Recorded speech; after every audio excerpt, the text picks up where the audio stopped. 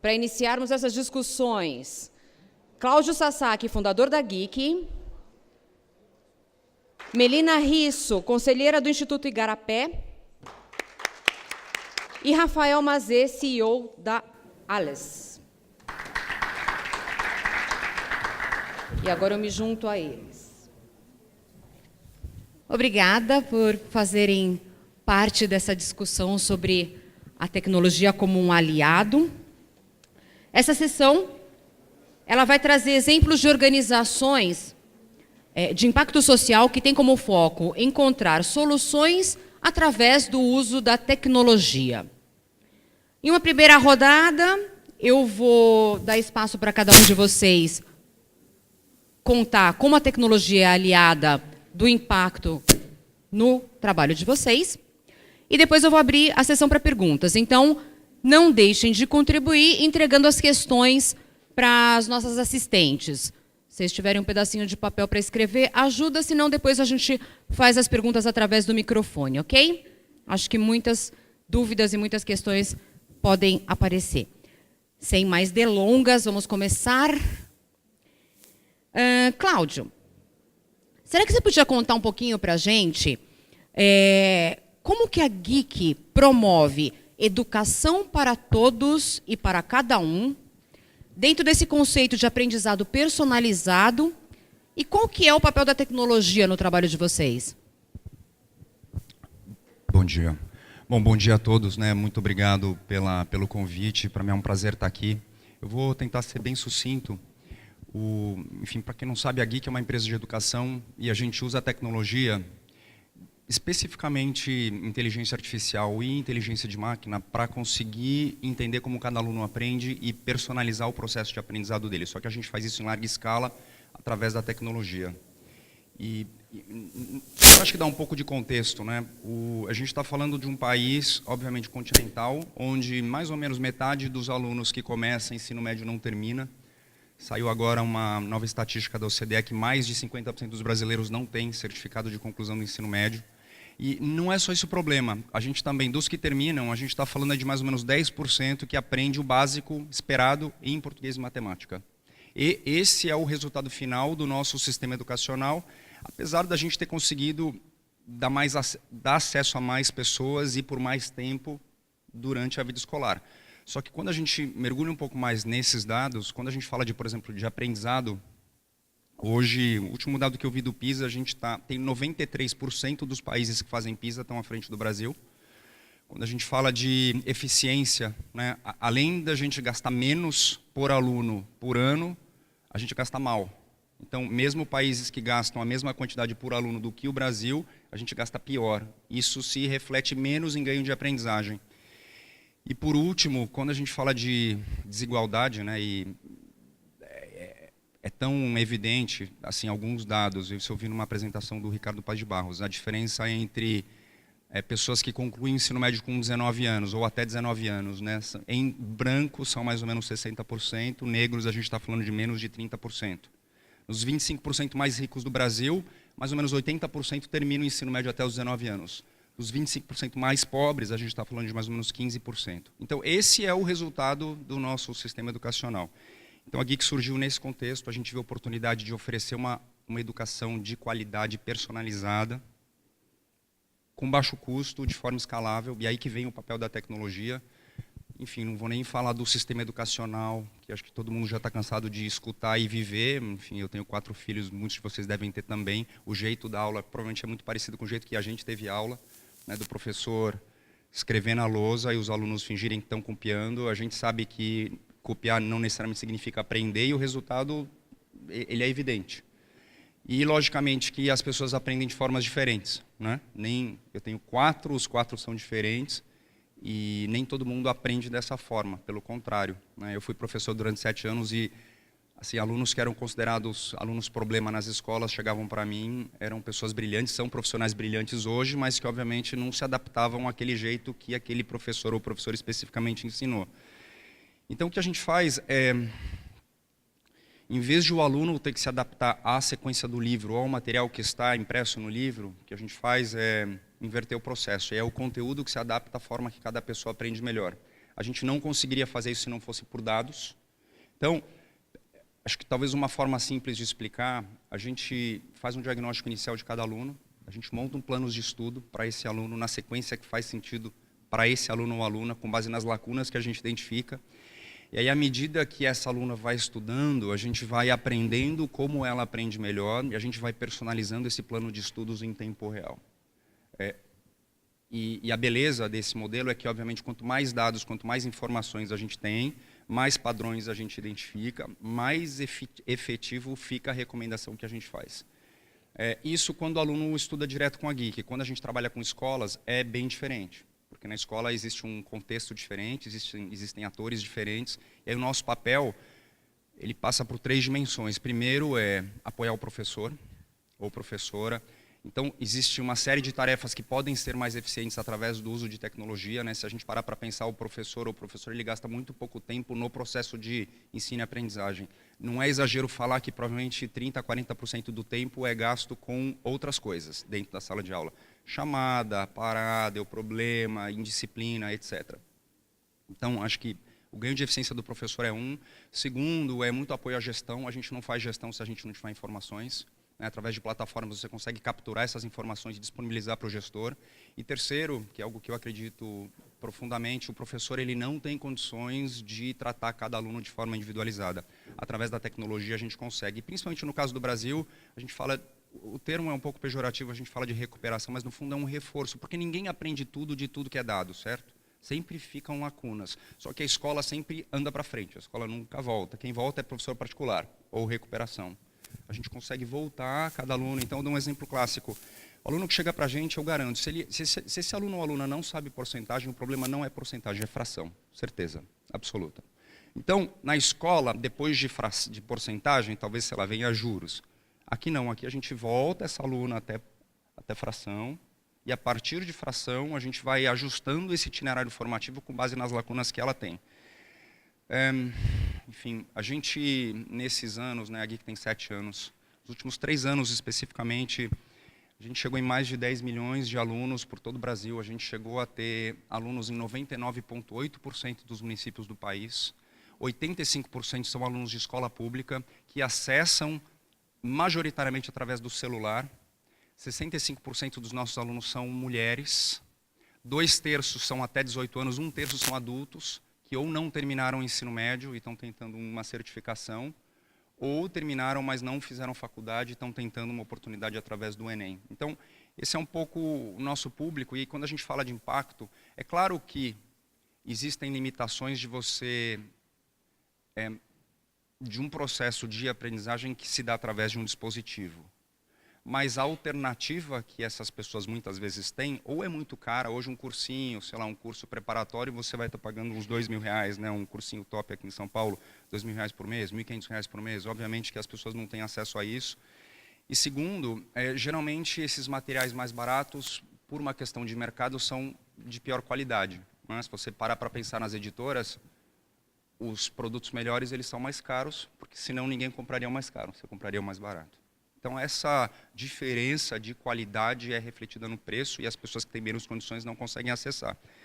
Então, quando a gente fala de ganho de aprendizagem, né, no nosso caso, a gente está falando de um aluno que estuda com a gente durante um ano, tem 2 informações relevantes. A primeira, o ganho de proficiência médio de um aluno, hoje que estuda com a Geek, é 72 pontos na escala do Enem. Obviamente que talvez vocês não estejam familiarizados com essa escala, mas hoje a diferença entre a média de alunos de escolas privadas e públicas no Brasil é de 70 pontos. Então, na média, um aluno que estuda com a Geek hoje, em um ano, cobre 70 pontos nessa escala. É isso que a gente está falando. E segundo, a gente também fez grupos de controle, alunos que seguem um itinerário formativo normal, tipo um livro. O livro é fixo, né? A sequência é fixa, todo mundo segue a mesma. Quando esse aluno tem acesso a um plano de estudos que é dinâmico e é personalizado, o ganho de proficiência é da ordem de 5 vezes maior do que um aluno que segue a mesma sequência sempre. E faz muito sentido, porque você pensar que se você tiver uma professora particular que entende como você aprende, que vai montar um plano de estudo que faça sentido para aquilo que você sabe e o que você não sabe, provavelmente o ganho de aprendizagem vai ser maior do que você ter que seguir a mesma sequência E muitas vezes o caso de matemática, que é clássico, é sequencial. Se você não entende um assunto, o próximo fica mais difícil. Essa é uma plataforma que a gente vai conseguir identificar a quantidade de homicídios que acontece no mundo inteiro. E você faz aqui uma série de pesquisas para saber qual foi o ano, como é a evolução, como é que você compara um país com o outro. Então, a gente coleta essa fonte de dados, diferentes fontes, e aí apresenta de uma maneira amigável para as pessoas, para a gente conseguir entender, de fato, qual é o volume e o tamanho do problema. Outro tipo de plataforma, por exemplo, é a plataforma de transferência de armas. Então, se puder mudar um pouquinho a plataforma é essa.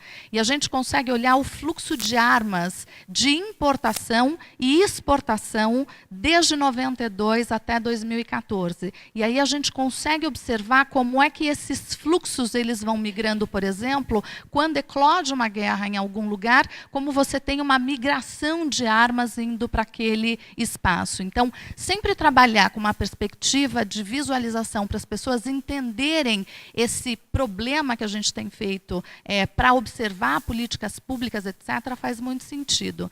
E a gente trabalha também com alguns aplicativos. Tem um portal novo de... acho que você pode mudar mais um para a gente olhar. Esse é um trabalho que foi...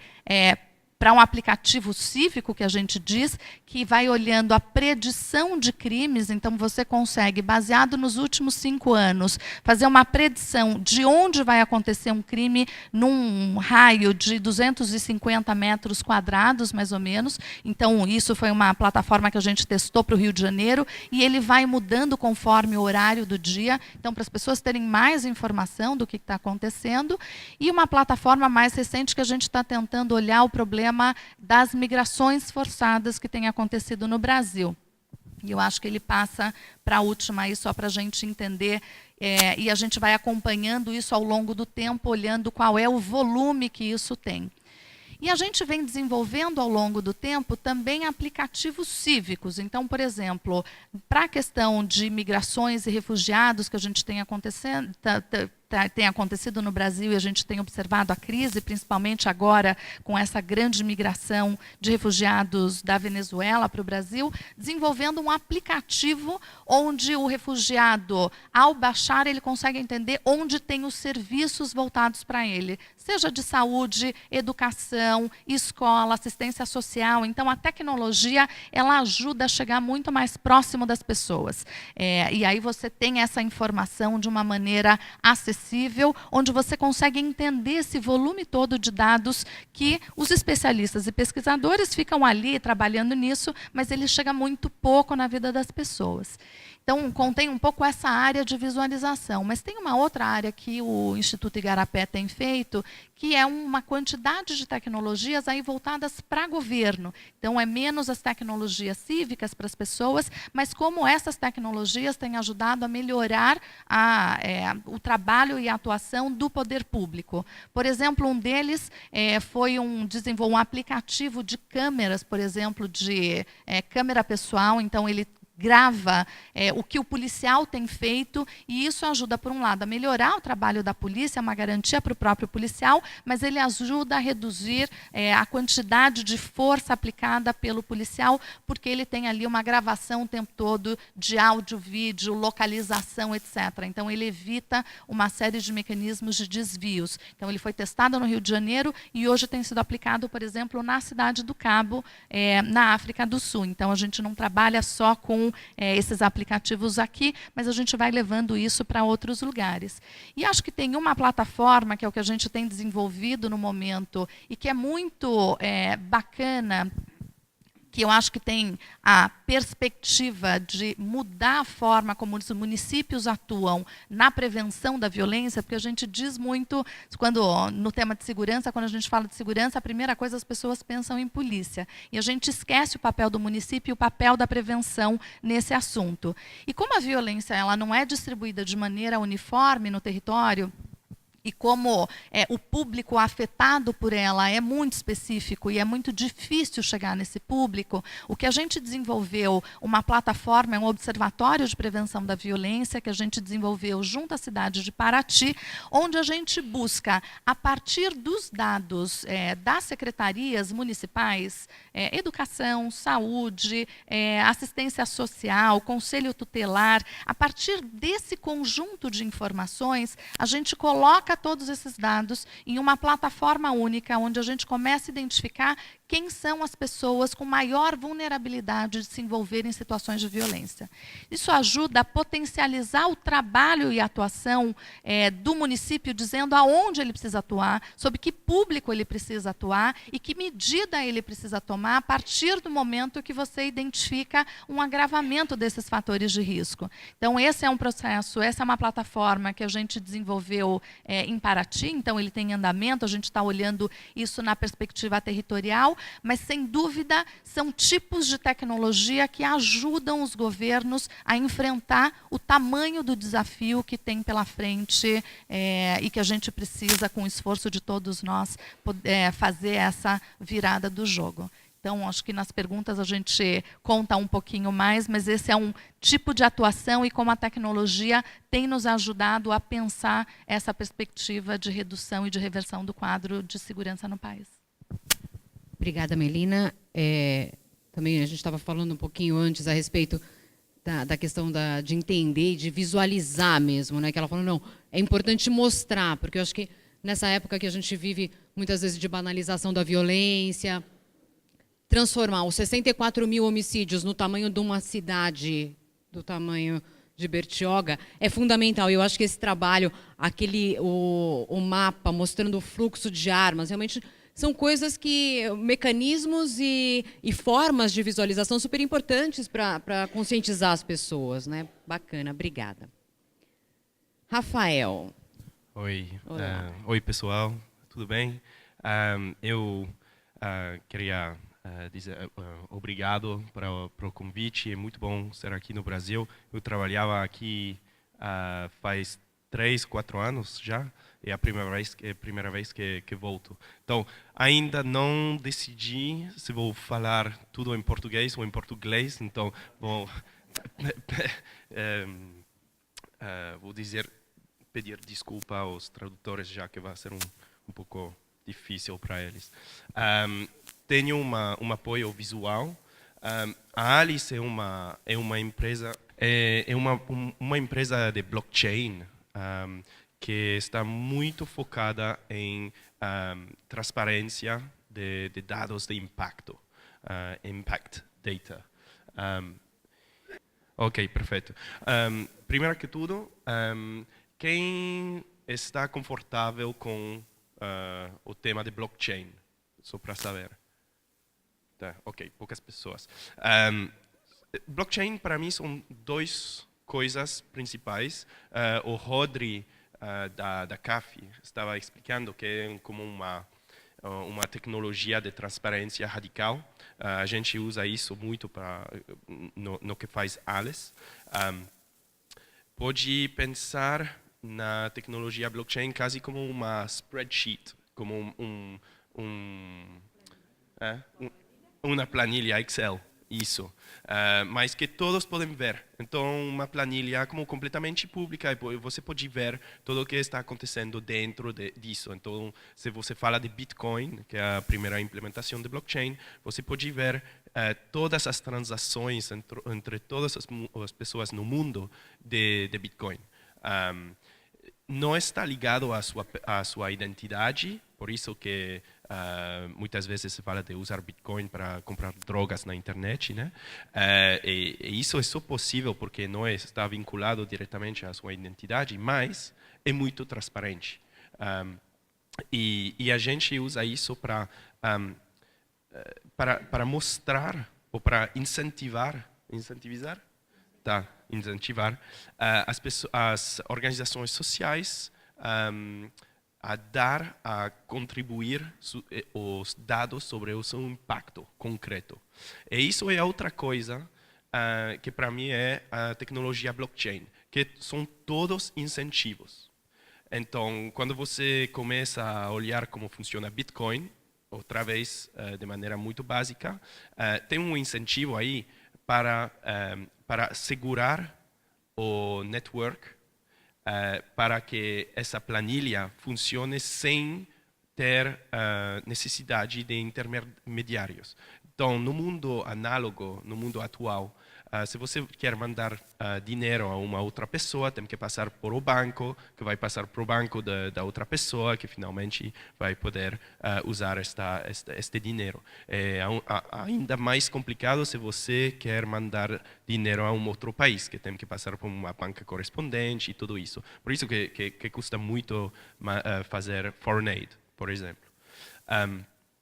Com blockchain não tem necessidade desses intermediários. E isso é possível porque o sistema é segurado por minadores que não precisa entender como funciona isso. Isso que eles são pagados para segurar o network. E por isso não necessitam de intermediários. E a gente usa um pouco uma tecnologia nova que está construída acima da blockchain, que se chama Smart Contract. E o que é um Smart Contract? É um programa que está construído acima da planilha e que pode dar direções como it can set conditions para como este dinheiro vai ser distribuído dentro da planilha. Então, por exemplo, o que a gente usa muito é um escrow account. Isso, não sei como se fala em português. Tá, não tem tradução, perfeito. A ideia principal é que quando você faz uma donação para um projeto social, o dinheiro só vai ser pagado quando o projeto pode demonstrar que cumpriu com as suas metas. Então, para explicar um pouco melhor, vou voltar a isso depois. A gente fez um piloto em Inglaterra, em Londres, com uma associação caritativa que se chama St. Mungo's, que ajuda as pessoas sem teto, que moram na rua, para ajudar elas a encontrar onde dormir e também para para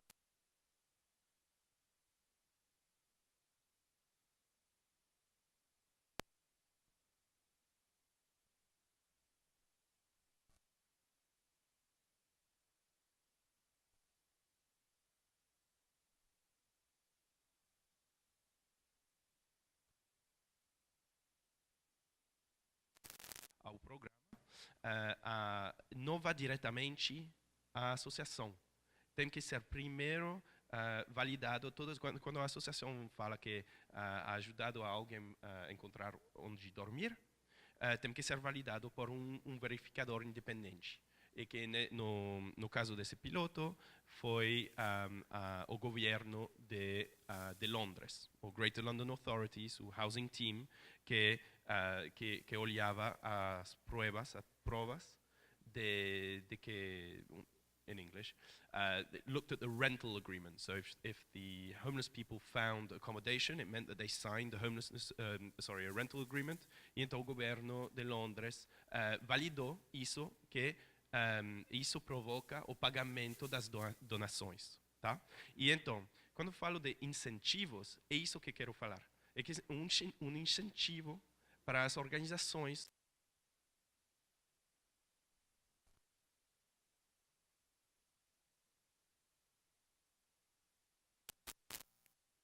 para pequenos donadores são que têm uma falta de confiança no setor de associações caritativas, não?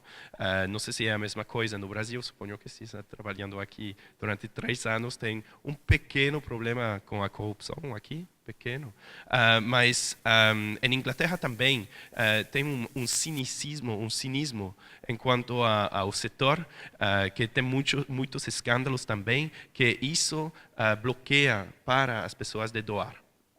Então, com isso é tudo muito transparente, mas não funciona só para doadores pequenos, funciona também para quem dá financiação a um nível maior nesse setor, porque o outro grande problema é que não tem acesso aos dados sobre o impacto social. Suponho que para todos os filântropos aqui, as filântropas e os investidores sociais, que vocês passam muito tempo para ter acesso à base de evidência sobre se esse programa funciona ou não, qual é o seu track record e isso. Então, com esse sistema, isso é um incentivo para que todos esses dados sejam públicos, para que tenham acesso para isso. E oxalá, o que vamos ter como resultado final é que é muito mais fácil identificar projetos sociais que verdadeiramente funcionam de maneira provable. Tá, tenho um minuto mais, vou falar rapidamente de uma coisa que isso não é só uma plataforma de donações. É a única coisa que é construída nesse momento. A tecnologia blockchain muito nova, tem muitos problemas de escalabilidade e tudo isso, então vai demorar um pouco. Mas é um network bastante holístico, como sofisticado, que tem vários atores.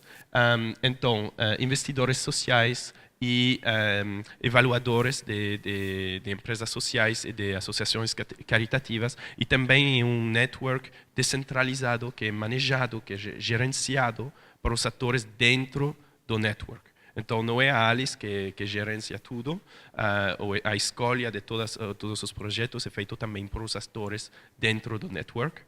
E uma das coisas que vou terminar com isso, porque não tenho mais tempo. Queria fazer uma demonstração, mas não tenho acesso à internet aqui. O problema com... I'm going to do it in English, just to speed up at the end. The problem with doing conditional donations by themselves is that the charities don't have money up front. So how do you run a project before getting money? And this is where impact investors come in. So impact investors provide working capital, provide seed capital, so that charities have money up front to run a project. And then, if the charity doesn't achieve any goals, os investidores perdem o seu dinheiro, mas se cumprem com as suas metas, então os investidores são pagados automaticamente com um pequeno interesse.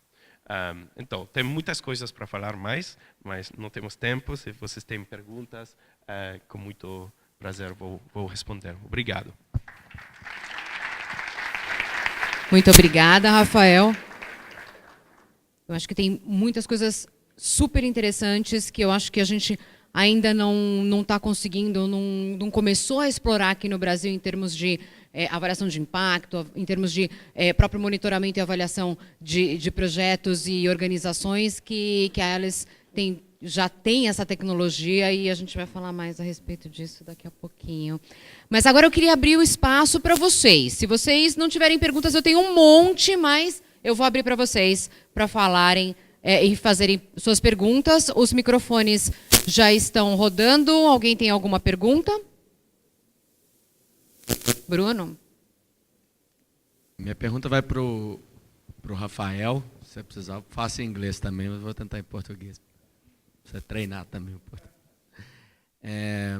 Lá no caso de Londres, você falou que precisou de um agente verificador. O que talvez diminua a escala. Se você tiver que validar cada um. Existe em algum momento uma intenção ou um plano de um validador mais digital que permita dar escala, ou é sempre um agente, vamos dizer, do mundo real para ir lá verificar e... Não, então, isso foi o primeiro piloto. Até agora é o único piloto também que se fez na plataforma. Aprendimos muito e estamos agora desenvolvendo outros projetos e outras maneiras de fazer a avaliação. Mas para a gente não é só um agente humano, são também máquinas, IoT, Internet Devices, sensors, etc. E acabo de voltar de um hackathon em Berlim, Um hackathon é uma coisa um pouco louca, onde todos se colocam num lugar durante um fim de semana e programam durante 48 horas sem dormir. Então, estou ainda um pouco cansado, mas o que a gente fez nesse hackathon foi um sistema justamente para usar sensors para atuar como avaliadores. Então, você pode imaginar um projeto que está tratando de clean up pollution in the air. E isso pode ser avaliado por um sensor que faz a avaliação da qualidade do aire e que manda esse dado diretamente para o smart contract. E isso que reduz o custo muito, potencialmente, de projetos assim. E a verdade é que o que vamos construir é um mercado para avaliadores que permita a todos os projetos sociais na plataforma de escolher os avaliadores que funcionam melhor para o seu programa. Mas isso é a direção, seguro.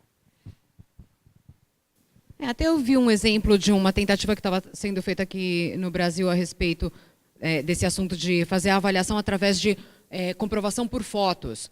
Então, o projeto tirava fotos estava previsto fazer um determinado número de oficinas, então tirava fotos das oficinas, mostrava, demonstrava, e as pessoas validavam, falavam, olha, eu realmente estava ali, etc. Então, eu acho que quanto mais pessoas tiverem tendo acesso ao sistema, tiverem utilizando, elas podem ser, de certa forma, mineradoras nesse sentido, né, de validar as informações que as organizações estão colocando ali, falando, não, eu realmente sou o beneficiário e estive ali, participei dessa oficina, participei desse treinamento, dessa capacitação, e isso ser suficiente para que aumente esse nível de transparência e de confiança dos doadores de que o recurso está sendo utilizado aonde se propôs a utilizar.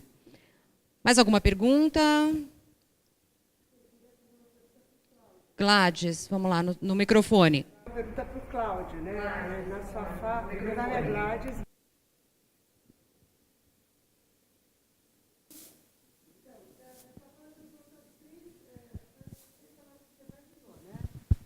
Onde você encontrou mais dificuldade de superar e qual grupo você encontrou mais dificuldade? Geralmente, quanto mais velho, mais difícil.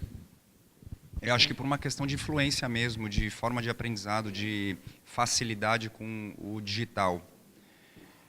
Professores, assim, também não dá para generalizar, né? Porque obviamente um grupo gigante, e como qualquer grupo, você tem pessoas que são mais avessas e pessoas que têm mais familiaridade especificamente com tecnologia, mas assim, acho que no caso dos professores exclusivamente acho que o principal desafio para nós sempre foi, quando uma escola começa a trabalhar com a Geek, os dados ficam disponíveis. Então, você pode avaliar também o trabalho de professores, né? Que, se você pensar do ponto de vista de gestão, em qualquer setor faz sentido. No caso de educação é um pouco mais complicado, porque funciona assim há muito tempo. Talvez seja o único lugar que, se você olhar nos últimos 100 anos, mudou muito pouco, é a sala de aula, né? Continua muito parecida. Então, é esse o grande desafio para nós. A forma que a gente sempre procura trabalhar é priorizar quem quer. Quem não quer, acho que tem o seu tempo, pode nunca querer, mas quem quer, esses são os que a gente realmente agarra e fica colado, porque esses são os que podem mostrar que é possível fazer de uma forma diferente. Né? E em toda escola, mesmo as mais escola particular ou pública, inovadora ou não, você sempre vai ter um grupo heterogêneo de professores, e isso faz parte do nosso desafio. Essa foi a segunda pergunta, né? A primeira, desculpa.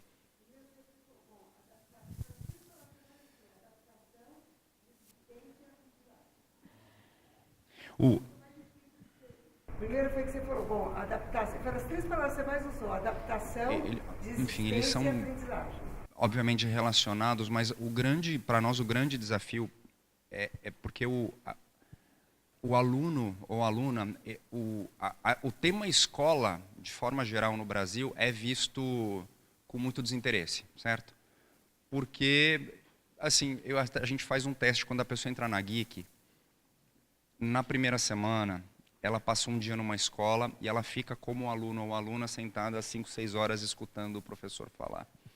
Então, é impossível você conseguir ficar focado ou focado o tempo todo e, obviamente, aprender tudo que é dito e fazer tudo que é esperado, porque a forma, obviamente, é uma forma muito pouco engajadora. O aluno, ele não se conecta com isso. Isso é um ponto. Segundo, quando a gente fala de currículo, né, toda essa discussão de currículo, esse modelo assim, da decoreba, que é o que eu estudei, para um modelo onde você faz coisas com conteúdo, logo você desenvolve habilidades e competências, é algo que no papel faz muito sentido, mas não existe hoje, são pouquíssimos cursos de pedagogia que formam pessoas para isso. No Brasil, é muito pouco.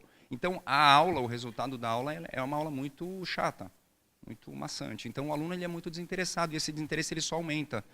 Primeiro porque a lacuna vai aumentando, né? Então, o aluno ele vai ficando para trás ou ele é repetente. Então, a distância de idade entre ele ou ela e as pessoas da classe só aumenta. E segundo porque eles veem muito pouca aplicação desse conteúdo no dia a dia. Então, esse desinteresse pelo que é visto ou que acontece na escola de forma geral, acho que é o grande desafio. Como é que a gente consegue mudar essa dinâmica? Talvez esse para nós seja o grande desafio. Alguém mais? Olá, bom dia. Meu nome é Fernando Nogueira, eu sou da FGV e da Prefeitura de São Paulo. Eu queria fazer uma pergunta, talvez em especial para a Milena, mas acho que os dois também poderiam comentar. Eu acredito muito nesse potencial da tecnologia de gerar impacto, mas eu queria saber, num fórum de filantropos e investidores, se já tem investimento para isso, se já tem fundações e empresas que estão dispostas a financiar isso, e se o principal modelo de vocês é receber doações para isso, ou talvez um pouco como o Geek, talvez o Alice, também pensar nisso como um negócio de impacto, enfim, que modelo a gente acha para suportar investimento para a tecnologia? Obrigado. Acho que é muito oportuna a pergunta para a gente pensar num encontro de filântropos. A gente teve a experiência no Igarapé de uma série de pessoas doando para fazer e para aplicar tecnologia em governo. Então, por exemplo, a gente teve a experiência do Espigel, no Rio de Janeiro, que é uma plataforma para gerenciar todos os crimes e olhar isso georreferenciadamente. E quem financiou isso foi um grupo de empresários, que a gente chama os parceiros da segurança no Rio de Janeiro. Então, eles se uniram e investiram e doaram para o governo esta plataforma. Então, a gente customizou, ajudou a fazer todo o processo, ajudou a implementar, mas o financiamento e esse processo de doação, ele veio do setor privado. Então, isso aconteceu. A mesma coisa quando a gente desenvolveu esse modelo para a Prefeitura de Paraty. Também é um modelo financiado pelo Juntos, que também é um conjunto de empresários que procuram melhorar a gestão pública. Então, a gente desenvolveu, junto com a Prefeitura, um modelo de como eles poderiam melhorar a sua atuação a partir de um investimento social privado. Então, empresários investindo nesse modelo.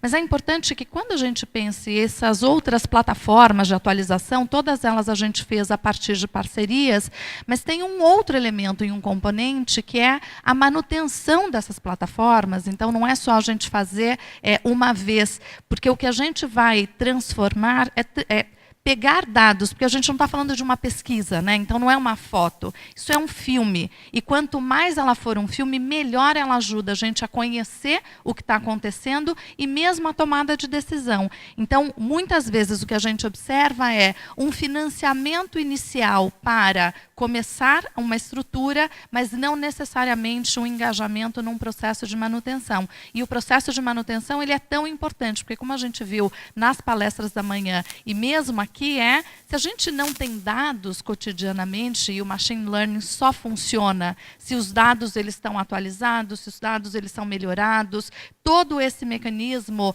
mesmo o crime radar, ele só funciona se eu conseguir continuar atualizando esses dados. Se a gente não fizer isso, a informação e toda a potencialidade da tecnologia, na verdade, ela acaba se perdendo. Então, acho que já existe uma intenção aí, a gente já tem visto uma série de investimentos social privados voltados para a tecnologia e como é que você melhora isso, mas ainda precisa ser calibrado em quais são as vantagens que a gente tem ao manter isso atualizado e ser uma plataforma continuada e de constante manutenção, análise, porque para fazer isso e coletar esses dados não é um trabalho simples, e é um trabalho que exige, de fato, uma equipe de desenvolvedores dedicadas para a gente conseguir ter informação cada vez mais apurada e mais atualizada. Se não houver essa atualização, perde até o sentido do próprio investimento inicial que foi feito, né? Se tiver desatualizado. Cláudio, Rafael? Eu vou ser bem breve, né? Mas a gente já fez... Talvez o grande risco de tecnologia em educação pode ser aumentar a diferença. Eu te explico por quê, e acho que a Lúcia ali conhece melhor do que ninguém. Não existe uma forma do setor público, por exemplo, comprar o que a gente faz hoje.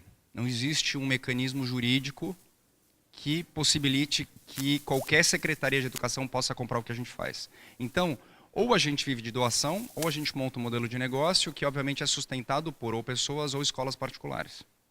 E esse é o dilema de toda startup de tecnologia no setor de educação. E qual que é, acho que, para esse fórum especificamente, um ponto de atenção é que, assim, às vezes, você pode ver um projeto, ou uma ideia, ou um produto que você viu em algum lugar e parece ser muito bacana, que poderia ajudar muita gente. E aí,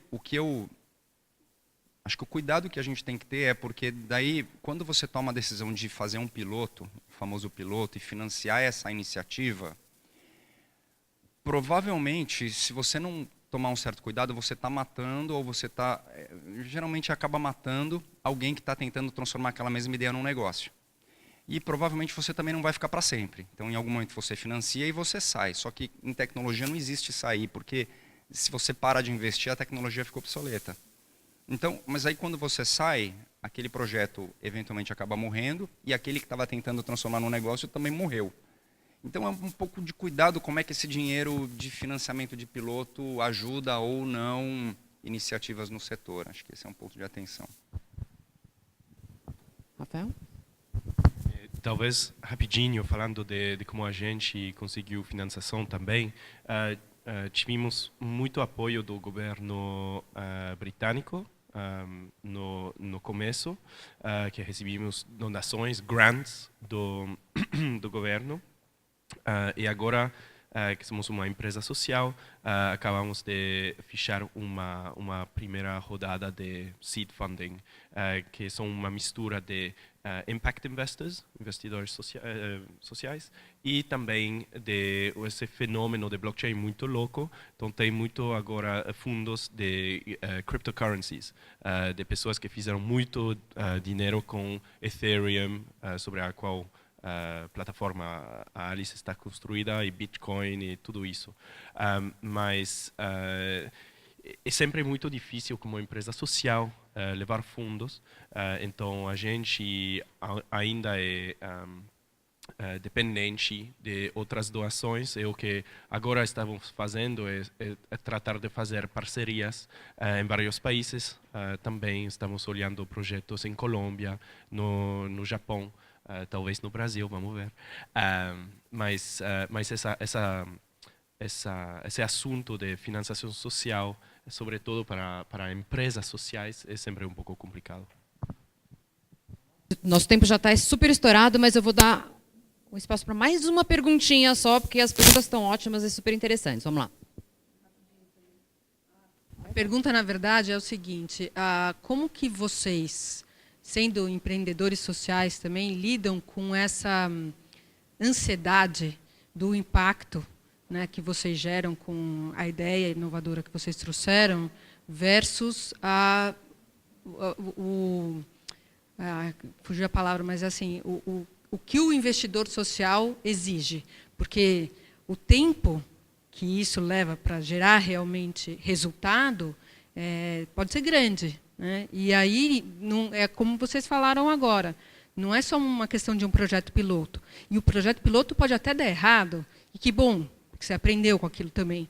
Então, assim, como lidar com essa ansiedade própria e do próprio investidor, que também precisa saber qual é o retorno que ele vai ter para o impacto que foi gerado, né? Então, um pouquinho da experiência de vocês. Dando um pouco de contexto, né? Nós, na Geek, nós fizemos já 3 rodadas de investimento. Então, nós temos investidores, tem investidor anjo, tem fundos como family office, né, de famílias, e tem investidores de impacto profissionais. E, na nossa experiência, assim, o investidor profissional é um investidor, antes de ser um investidor de impacto. E, geralmente, pelo menos assim, na maioria dos casos que eu vi, o mecanismo de incentivo dessa pessoa que está ali trabalhando no fundo, fazendo investimento, nem sempre é alinhado com o tempo que se leva para ter essa clareza do que é esse impacto que está acontecendo. No caso de educação especificamente, as coisas são lentas, leva muito tempo. O ciclo na escola sempre é anual, então assim, não existe um período menor, é muito complicado. Então, é um pouco essa ginástica, obviamente a gente vem aprendendo, mas para nós o grande alinhamento sempre ele tem vindo de investidores mais tipo family office, que aquilo não é assim, o retorno financeiro não vai fazer tanta diferença na vida daquela pessoa, daquelas famílias, tem uma compreensão maior do setor, tem acho que uma paciência, um alinhamento maior.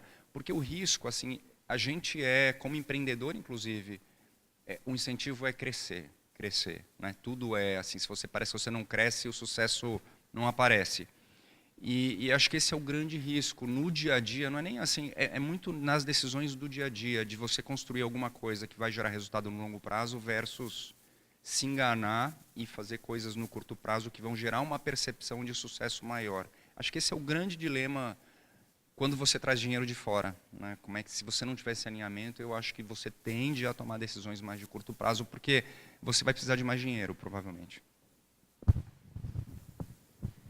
Acho que só completando, tem outro elemento que é principalmente quando a gente trabalha com uma perspectiva de governo e no caso das nossas tecnologias, ele impacta a decisão do outro. Então a tecnologia ela pode acelerar muitíssimo, mas a implementação de fato ela não depende exatamente do processo da tecnologia. Então você desenvolve os protocolos, mas a implementação, no final das contas, acaba sendo de um terceiro ator que participa de todo o processo, mas isso então tem aí o equilíbrio entre entender exatamente o que está acontecendo, principalmente quando você trabalha com uma terceira fonte financiadora. Então, você tem aqui muitos elementos e você precisa trabalhar nessa complexidade. Então, o tempo todo acho que é um processo de aprendizado e acho que todos nós temos aprendidos coletivamente.